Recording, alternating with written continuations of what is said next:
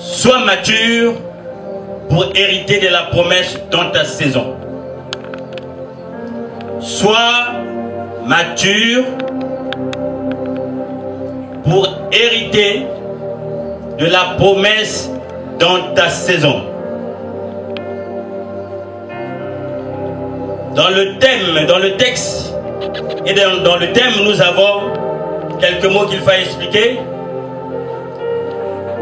Nous avons la maturité, parce qu'on dit sois mature. La maturité, c'est un état ou une qualité de ce qui est mûr, de ce qui a fini sa croissance et arrivé à maturité pour donner des fruits.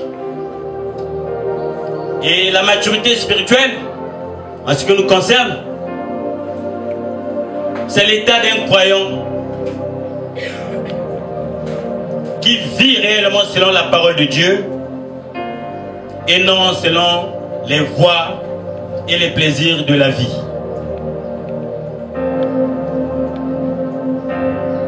Hériter, c'est acquérir, posséder ou prendre ce qui t'a été destiné.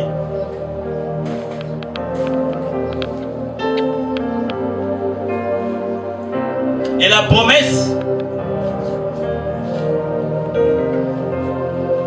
c'est l'action de s'engager à faire ou à donner. Ou encore, ce qui t'a été destiné.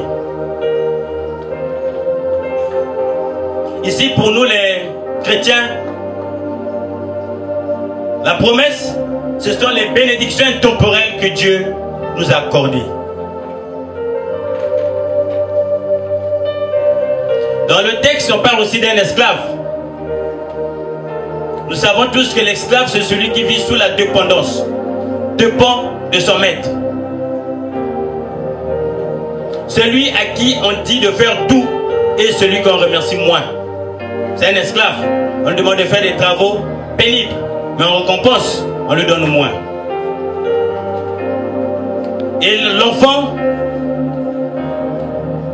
ici, l'encyclopédie biblique définit l'enfant comme étant un état d'immaturité.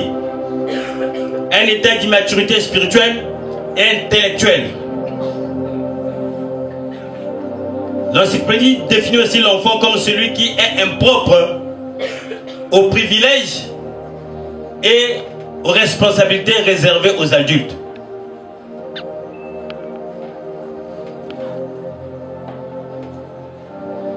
Donc ici, c'est l'apôtre Paul qui, ensemble avec Barnabas, avait effectué un voyage missionnaire en Galatie. Et ils ont implanté l'église de Galate.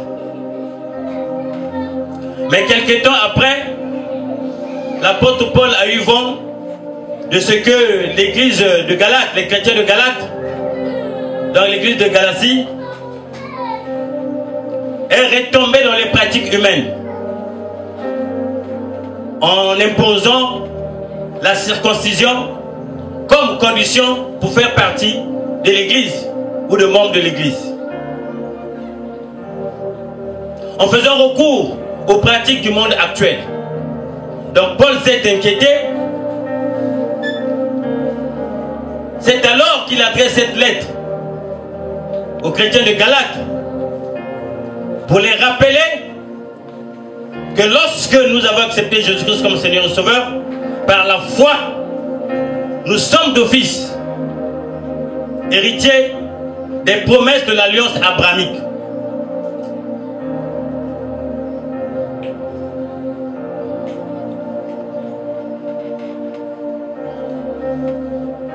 Et de ce pas, nous ne devons pas nous comporter comme auparavant, lorsque nous étions dans le monde.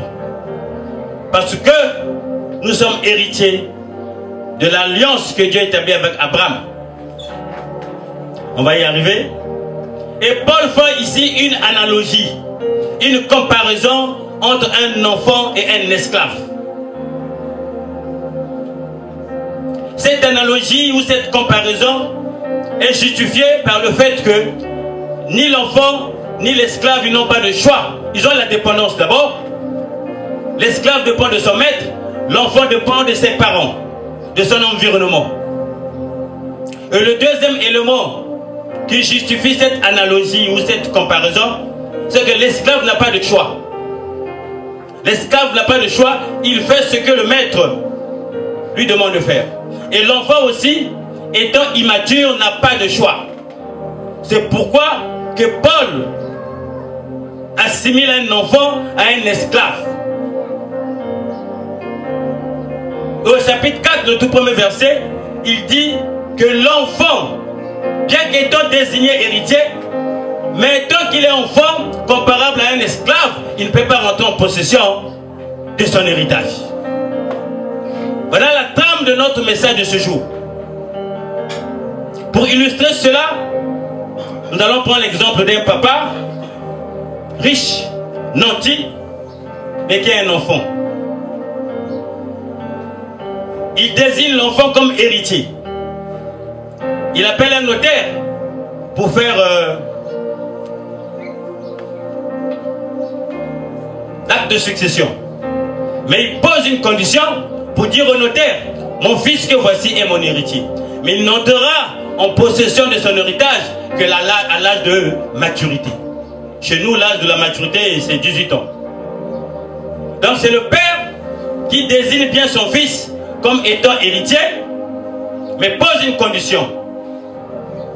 Ce n'est pas maintenant qu'il faut lui donner cet héritage, parce qu'il est encore un enfant.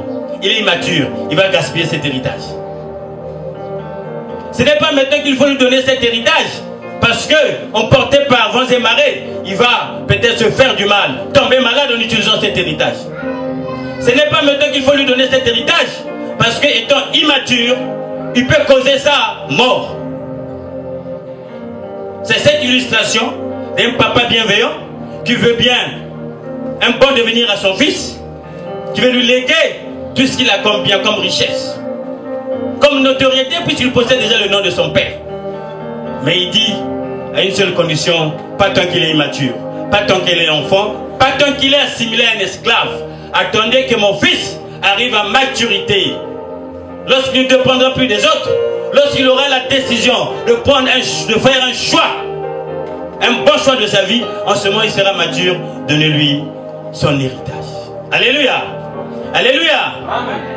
Voilà ce que Paul rappelle à l'église de Galate. Nous sommes héritiers. Nous sommes des héritiers d'une alliance, d'une promesse que Dieu a faite à Abraham.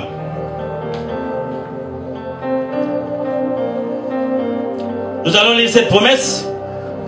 Nous allons lire dans Genèse 12, versets 2 et 3.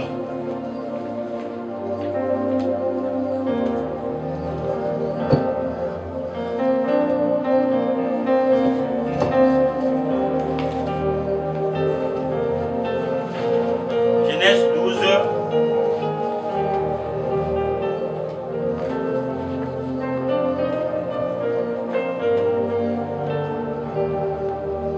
Je ferai de toi une grande nation. Je te bénirai.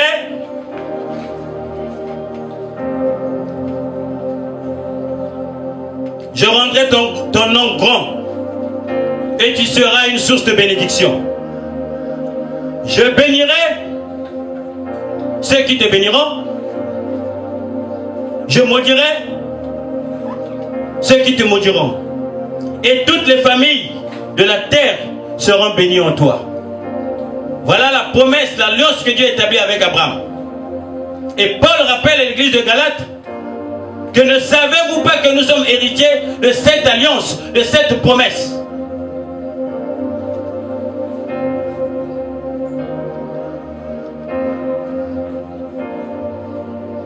Mais quelle est alors la descendance d'Abraham? La descendance d'Abraham ici, il ne s'agit pas des enfants physiques. Il ne s'agit pas d'une descendance physique. Mais il s'agit des enfants spirituels d'Abraham. De la descendance spirituelle d'Abraham, en suivant le modèle de la foi d'Abraham. En ayant foi en Dieu, comme l'a été Abraham, nous sommes appelés descendants d'Abraham.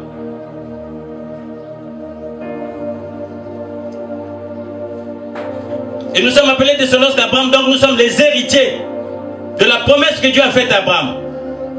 Je rendrai ton nom grand. Je te rappelle ce matin que dès lors que tu as accepté Jésus-Christ comme Seigneur et Sauveur, que tu as accepté que je suis le Dieu créateur, l'alliance abrahamique est sur toi. Ton nom sera grand. Je te bénirai. Tu seras le Père des nations. Tu seras une mère des nations, un Père des nations. Ce matin, Paul ne s'adresse plus aux chrétiens de Galate, mais il nous rappelle que nous sommes héritiers. Tu peux marcher tête haute. Je suis héritier de l'alliance abrahamique. Parce que Dieu est fidèle. Il a dit à Abraham que toutes les nations du monde seront bénies. En toi, je suis béni. Il a dit à Abraham que je rendrai ton nom grand. Mon nom sera grand sur cette terre. On parlera de moi partout. Parce que je suis héritier de l'alliance abrahamique.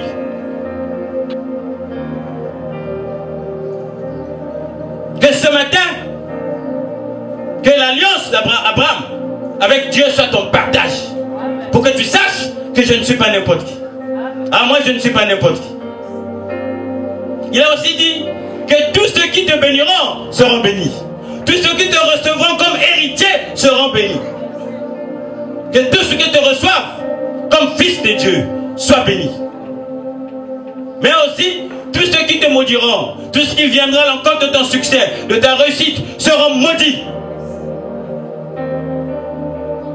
Que ceux qui sont veulent à ta vie soient maudits ce matin parce que je suis héritier de l'alliance abrahamique que Dieu a établie. Lui, le Dieu fidèle.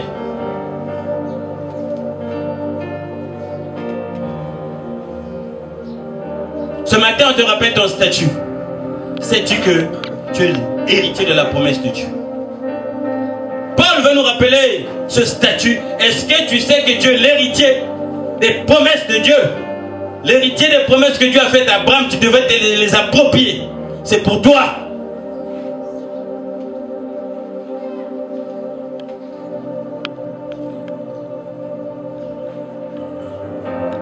Mais au-delà, Paul rappelle la condition. Paul rappelle la condition au chapitre 4, au premier verset de Galates. Aussi longtemps que l'héritier, que tu es, que je suis, est un enfant. Nous avons dit l'enfant,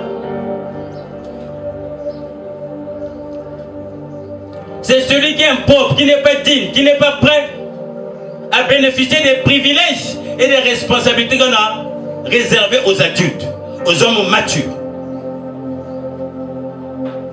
L'enfant, c'est celui qui est emporté par vents et marées. Tout ce qu'on dit, tout ce qu'on enseigne au monde, tu suis. Tu es encore un enfant. L'enfant, c'est celui qui dépend de ses parents. Sa vie dépend de quelqu'un d'autre. Paul dit ici que tu es semblable à un esclave et tu ne peux pas posséder l'héritage qui a été déclaré avant. Tu es immature, tu ne peux pas posséder l'héritage. Parce que toi tu ne connais pas encore Jésus-Christ. Tu ne connais pas Dieu par l'intermédiaire de Jésus-Christ. Tu es un esclave du monde. Tu es encore un enfant. Tu n'es pas bénéficiaire de la promesse de Dieu.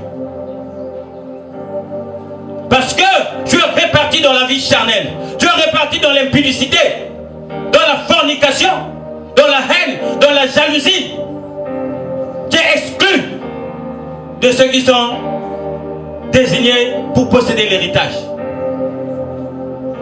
Il ne s'agit pas de venir à l'église chaque jour, mais il s'agit de la maturité. Nous avons parlé de la croissance tout au début de cette année. Mais lorsqu'on plante un arbre, c'est pour que l'arbre puisse croître, atteindre la maturité et donner du fruit. On va atteindre cet arbre, atteindre la maturité et commence à donner du fruit. Est-ce que ce matin, tu peux faire l'état de ta spiritualité, de ta foi? Est-ce que tu es arrivé à maturité pour donner enfin du fruit? Pour l'œuvre de Christ? Pour donner enfin du fruit? Pour la gloire de Jésus? Pour donner enfin du fruit? Partout où tu te trouves.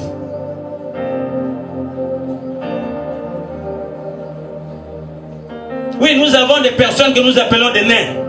Hein, je ne connais pas le mot qu'il faut, mais on les qualifie seulement des mots. Hein, pour expliquer, on les qualifie seulement des mots. Personne qui peut avoir 24 ans, 25 ans, même 40 ans, mais il est nain physiquement. Est-ce que c'est cette image qui représente ta vie spirituelle? Nous avons connu Jésus, nous avons accepté Dieu. Mais est-ce que dans notre marche de la croissance, nous sommes arrivés à la maturité? Sinon, pose-toi une question ce matin.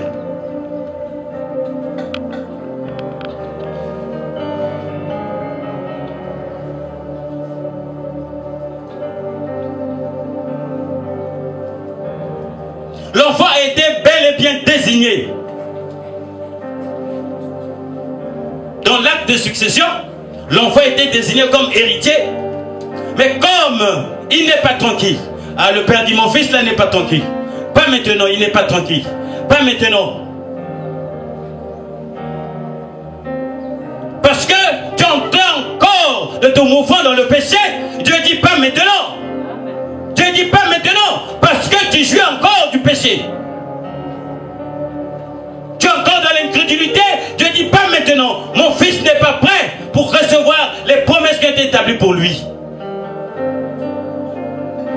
Sois mature. Atteins la maturité pour jouir réellement de la bénédiction des promesses de Dieu. Nous n'allons pas rester dans la croissance. 5 ans de croissance. Mais à quel âge cet arbre va atteindre la maturité pour donner le fruit? Nous qui avons connu le Seigneur il y a longtemps, 20 ans de croissance. Non, non, non, mais à quel âge on va atteindre la maturité